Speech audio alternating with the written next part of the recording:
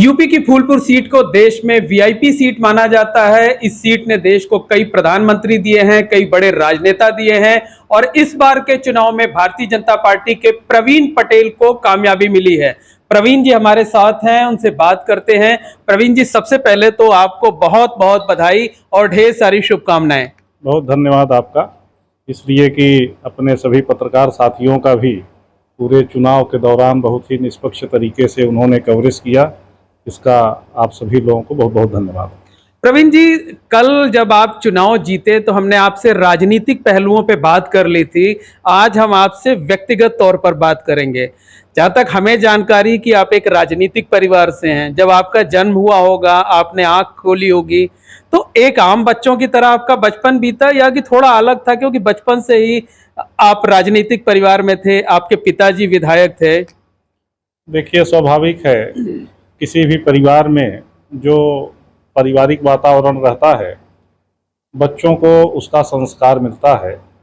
क्योंकि शुरू से जब से मेरा जन्म हुआ, मेरे बाबा भी बहुत ही सामाजिक कार्यों में लगातार, जो सामाजिक कुरीतियाँ थी उसको दूर करने में लगातार उनका बहुत ही बड़ा योगदान रहा इस क्षेत्र में, और वह भी राजनीति से बहुत ताल्लुक़ रखते थे। और मेरे पिताजी भी क्योंकि ब्लॉक प्रमुख हुए, फिर 3 बार विधायक भी हुए, तो स्वाभाविक है कि क्षेत्र के लोगों से बड़ा पारिवारिक जुड़ाव रहा है। तो हमेशा लोगों के आने जाने, मिलने जुलने, छोटी छोटी समस्याओं को समझने में, तमाम चीज़ों का जो एक परिवेश होता है, जो वातावरण होता है, वह धीरे धीरे एक संस्कार में चला जाता है। तो स्वाभाविक है कि हम लोगों के अंदर एक शुरू से ये स्वभाव बन गया था कि लोगों के बीच में आना जाना, मिलना जुलना। और पहले कोई ऐसा इरादा नहीं था कि राजनीति में आने का कुछ ऐसा है, लेकिन मेरे पिताजी 93 में जब नहीं रहे, उनकी डेथ हो गई, तो उस समय मेरी उम्र बहुत छोटी थी, लगभग मैं 8th 9th में ही पढ़ रहा था। और उसके बाद 13-14 साल तक हम लोग इसी तरीके से क्षेत्र में परिवार के रूप में लोगों से तब भी जुड़ाव रहा। और लोगों की जब विशेष लोगों ने कहना शुरू किया कि भाई जो है आप लोगों को आना चाहिए हमारे बीच में, इसलिए कि लगातार आप लोग सुख दुख में शामिल होते रहे हैं, तो स्वाभाविक है कि राजनीति में एक अवसर हमें मिला और उसके बाद निरंतर ये प्रक्रिया चल रही है। अच्छा, जब आप बचपन में स्कूल जाते थे तो आम बच्चों की तरह भीड़ में रहते थे या वहाँ वीआईपी ट्रीटमेंट मिलता था, अलग पहचाने जाते थे? नहीं, देखिए, एक बात हम जरूर आपसे कहना चाहते हैं कि हमारे परिवार में हमेशा से ये रहा है कि बहुत ही सादगी और सरलता से मेरा परिवार शुरू से ही रहा है। कभी भी बहुत तामझाम में, बहुत वीआईपी कल्चर में कभी कोई विश्वास किसी का नहीं रहा। और मेरे पिताजी एमएलए थे, तब भी वो अपने यहाँ बाग में जो पेड़ लगाए थे उसकी सिंचाई खुद बाल्टी से पानी ले जाके करते थे। अपना कपड़ा भी वो खुद ही धुला करते थे। वही सादगी हम लोग, वही सादगी हम लोग आप में भी देखते हैं। नहीं, अब देखिए, जो एक संस्कार मिलता है, हम ऐसा मानते हैं कि जनता से आपका जुड़ाव होना चाहिए, भावनात्मक लगाव होना चाहिए। अब भावनात्मक जुड़ाव और लगाव तभी होता है जब उसमें अपनापन दिखाई पड़ता है। तो हम किसके लिए वीआईपी बने और किसके लिए न बने, तो स्वाभाविक है कि जिम्मेदारियों का निर्वहन अलग अलग होता है और उद्देश्य सबका एक है कि क्षेत्र का विकास हो, सामाजिक रूप से सक्रियता सभी लोगों के बीच में बनी रहे। तो लगातार जनता के बीच में हम लोग एक पारिवारिक सदस्य की तरह ही रहते हैं। कभी हम भी एमएलए थे, आपको हम बताना चाहते हैं, हमारा छोटा भाई है, कभी दिल्ली अगर गया तो कभी यूपी भवन में आज तक नहीं रुका। कभी उसने ये नहीं मांगा कि भाई ट्रेन का टिकट या प्लेन का टिकट है तो हमको वो कह दीजिए, कभी सिफारिश नहीं किया। तो ये हमारे परिवार का कल्चर ही रहा है। तो राजनीति केवल जनसेवा है, तो इसलिए मेरा भी उद्देश्य यही है, जो परिवार के एक संस्कार मिला है, एक जिम्मेदारी भी रहती है। और हमने अपने पिताजी को, बाबा जी को, सब लोगों का जो एक यहाँ पर देखा है, तो स्वाभाविक है कि एक मानसिक दबाव भी रहता है कि हमको उनके अनुरूप ही काम करना है। अच्छा, जो बचपन वाले दोस्त रहे होंगे, खासकर स्कूल टाइम वाले, उनमें से कुछ लोगों से अब भी संबंध बना हुआ है या सब बिछड़ गए हैं?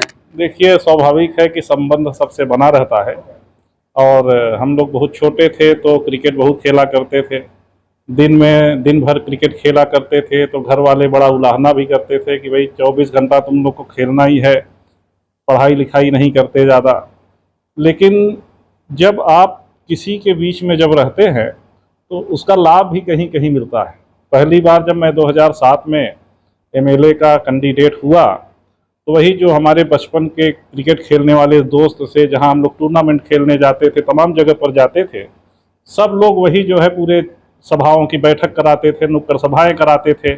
और धीरे धीरे वो लगातार अभी भी वो चला आ रहा है। उसमें मतलब क्रिकेट आपका शौक है? हाँ, क्रिकेट मेरा शौक है। और क्या क्या शौक है?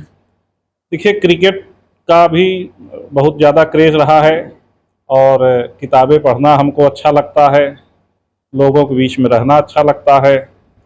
उसके साथ साथ जो ज़रूरी और जो हम लोग इस बात को हमेशा कहते भी हैं कि बहुत बड़ा तबका ऐसे समाज में है जिनमें अभी बहुत कुछ करने की ज़रूरत है। तो निश्चित रूप से एक मेरा भी ऐसा स्वभाव है कि उनके बीच में कुछ न कुछ किया जाए, और लाइमलाइट से हट के किया जाए।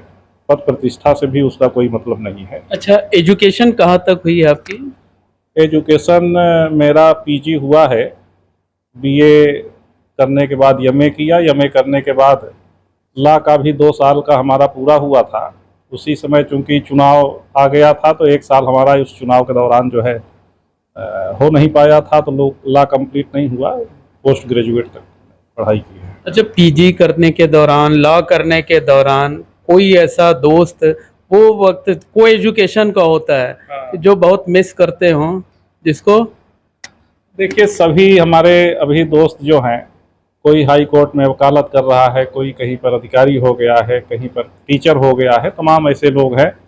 और स्वाभाविक है कि राजनीति में व्यस्तता ज़्यादा रहती है, उतना समय नहीं मिल पाता। तो एक वो भाव तो रहता ही है कि भाई जितना हम लोग को एक साथ रहना चाहिए, कभी कभी नहीं भेंट हो पाती, किसी किसी विशेष अवसरों पर ही भेंट होती है। तो निश्चित रूप से थोड़ा सा इसका एक मलाल तो रहता ही हम लोगों को कि भाई, इसलिए कि जब दोस्तों के साथ बैठिए, और ख़ासकर बचपन के दोस्तों के साथ बैठिए, तो अपने आप खुशी महसूस होती है, सुख मिलता है। अच्छा, आप फुल टाइमर राजनीतिज्ञ हैं जो है वो 3 बार के विधायक हैं, अब सांसद चुन लिए गए हैं, तो घर में पत्नी को, बच्चों को कैसे समय दे पाते हैं? और क्या ताने सुनने पड़ते हैं, घर में डांट पड़ती है? अब देखिए, हमको लगता है कि जो भी राजनीति में है, सभी को ताने सुनने पड़ते हैं। इसलिए कि सवेरे से लेके रात तक आपका कोई समय नहीं होता, न तो उठने का, न बैठने का, न खाने का, न पीने का। और कई बार ऐसे कार्यक्रम भी होते हैं, बच्चों का बर्थडे है, बहुत सारी ऐसे पारिवारिक समारोह है जिसमें आप नहीं भाग ले पाते, उतना समय नहीं दे पाते। तो बच्चों में और परिवार में मलाल तो रहता ही है कि भाई जो है दिन भर ये लोग घूमते रहते हैं और बच्चों के लिए, परिवार के लिए समय नहीं दे पाते। लेकिन सामंजस्य बैठाना पड़ता है, इसलिए कि जब आप सार्वजनिक जीवन में हैं तो लोगों को इसका अधिकार रहता है कि आपको जाने, आपको समझे, आपके साथ रहे, ज़्यादा से ज़्यादा समय हम लोगों के बीच में बिताएं। और जितना आप जनता के बीच में समय देंगे, जितना समय बिताने का काम करेंगे, उतना ही आपको। अच्छा, तो ये बताइए कि भाभी जी जब नाराज हो जाती होंगी तो उनको मनाते कैसे हैं?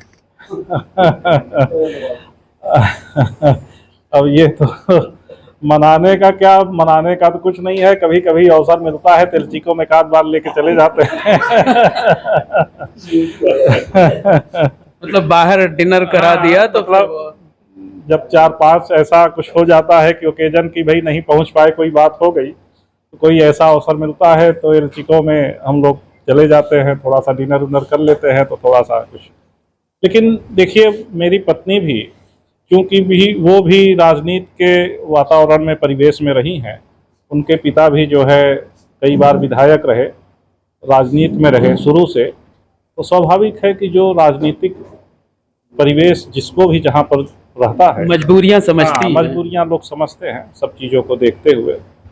अब ये भी समझते होंगे कि ये प्रवीण जी अकेले हमारे लिए नहीं बल्कि क्षेत्र की जनता के लिए भी हैं। नहीं, देखिए, कोई भी जो राजनीतिक परिवार से है या राजनीति में ताल्लुक रखता है या राजनीति कर रहा है, वो सब लोग इस बात को जानते हैं कि भाई परिवार से ज़्यादा जिम्मेदारी जो है जनता की आपकी जवाबदेही रहती है। जनता सवाल पूछती है, माला पहनाती है, तो दोनों जिम्मेदारियों को आपको देखना पड़ता है। और इस बात को भी हम कहना चाहते हैं कि 2007 में जब पहली बार मैं एमएलए बना, तो मैं तो शहर में ही सीएमपी के पास मेरा घर है, वहीं रहता था।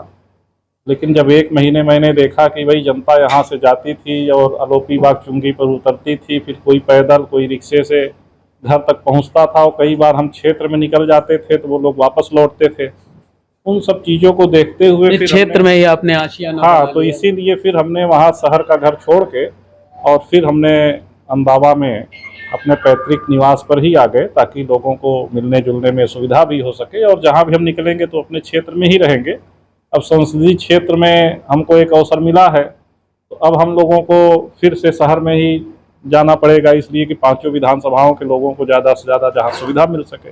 अच्छा, कभी किचन में भी जाते हैं परिवार वालों का हाथ बटाने? नहीं, हमारा शौक़ है ये, हमको खाना खिलाना अच्छा लगता है, और अपने से हम कुछ न कुछ बनाते भी रहते क्या हैं। अच्छा बना लेते हैं आप? अरे, अब क्या अच्छा बना लेते हैं, जो भी बन जाता है, लेकिन ये है कि हमको अच्छा लगता है कि भाई जो है खाना अपने से बनाना।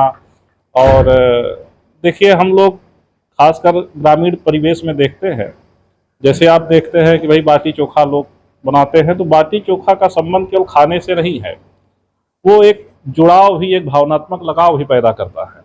जब सब लोग मिलते हैं और मिल के सब लोग एक साथ जो है, कोई जो है प्याज काट रहा है, कोई जो है मिर्चा काट रहा है, कोई टमाटर ला रहा है, कोई आलू ला रहा है, तो ये जो सब लोग सामूहिक रूप से जब एक साथ काम करते हैं, इसी से एक भावनात्मक लगाव भी होता है। और हम इस बात को भी कहना चाहते हैं कि बहुत सारे लोगों को ये परसेप्शन रहता है कि भाई चुनाव में बड़ा खर्च होता है। 2007 में जब हम लोग चुनाव लड़ने का अवसर मिला, तो उस समय ये था कि भाई करोड़ों रुपए खर्च होंगे, लेकिन उस समय मेरा मात्र 7.5 लाख रुपए खर्च हुआ था एमएलए के चुनाव में, जबकि आप जानते हैं प्रधानी में भी 10-20 लाख रुपए खर्च हो जाता है। अच्छा, आपका आइडियल राजनेता कौन है? क्या वो शुरू से रहा है या बदला भी है? देखिए, हमारे आइडियल तो हमारे पिताजी ही है, इसलिए कि हमने उनको इस बात को देखा है कि जितनी ईमानदारी, जितनी कर्मठता, जितनी सादगी, जितनी सरलता के साथ उन्होंने राजनीति को, और एक तरीके से देखा जाए तो हमने देखा कि उनके लिए जो जनता है वही सबसे पहली प्राथमिकता होती है।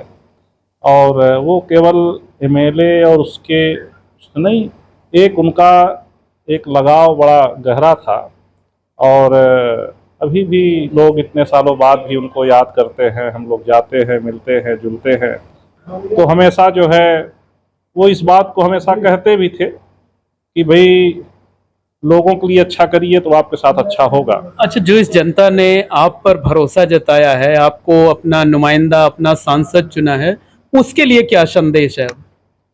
देखिए, हम यही कहना चाहते हैं कि जनता ने हमें एक अवसर दिया है, जनता ने आशीर्वाद दिया है, और एक जनप्रतिनिधि और जनता के बीच में जो सबसे बड़ी कड़ी होती है विश्वास की।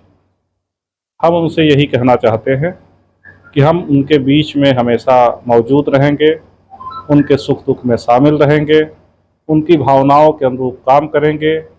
जैसी आशा रखते हैं एक सांसद से, एक परिवार के सदस्य से, उस तरीके से ही मेरा आचरण रहेगा, मेरा व्यवहार रहेगा। इसलिए कि पद तो आता है जाता है, लेकिन जो आपकी कार्यशैली है, जो व्यवहार है, जो आपके कार्य हैं, वही लोग याद करते हैं। तो निश्चित रूप से जो वादे हमने किए हैं, और इस बात को भी कहना चाहते हैं कि चूँकि प्रयागराज एक नया प्रयागराज बन रहा है, और केंद्र सरकार और प्रदेश सरकार पूरे खजानों का मुंह खोले हुए है प्रयागराज के लिए, तो एक जनप्रतिनिधि के लिए एक अच्छा अवसर भी है कि उसमें हम तमाम बड़ी परियोजनाओं को ला सके, ज़्यादा से ज़्यादा सुविधा यहाँ पर मिल सके लोगों को। इसके लिए हमारा प्रयास रहेगा, यही हम जनता से। अच्छा, आखिरी सवाल ये है कि फूलपुर ने देश को कई प्रधानमंत्री दिए हैं, बड़े राजनेता दिए हैं, एनडीए की सरकार, एनडीए को बहुमत मिला है, प्रधानमंत्री नरेंद्र मोदी जी होंगे, तो जनता की तो ये चाहत है कि कम से कम फूलपुर को प्रधानमंत्री ना से इस बार मंत्री बने। आप भी कुछ ऐसा सोचते हैं?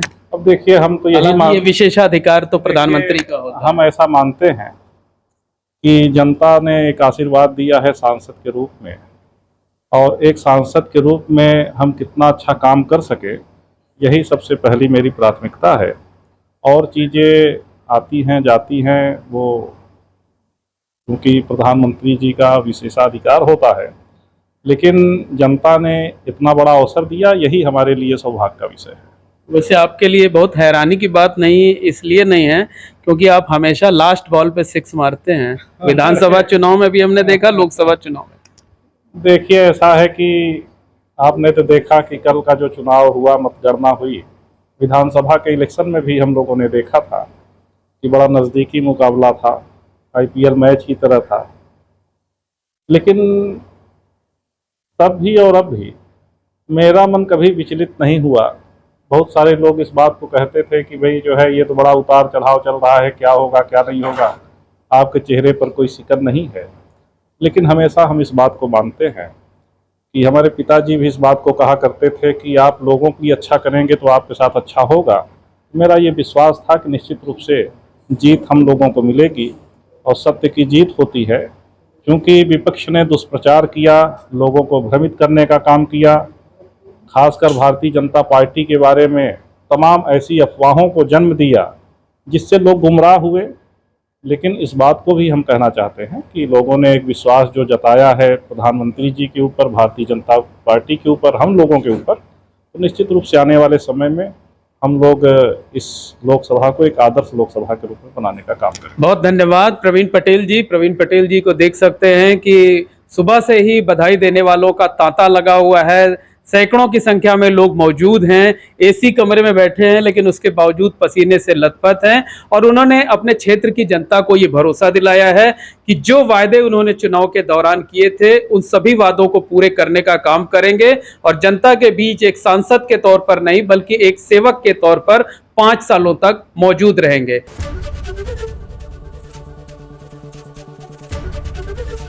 एबीपी गंगा, खबर आपकी, जुबान आपकी।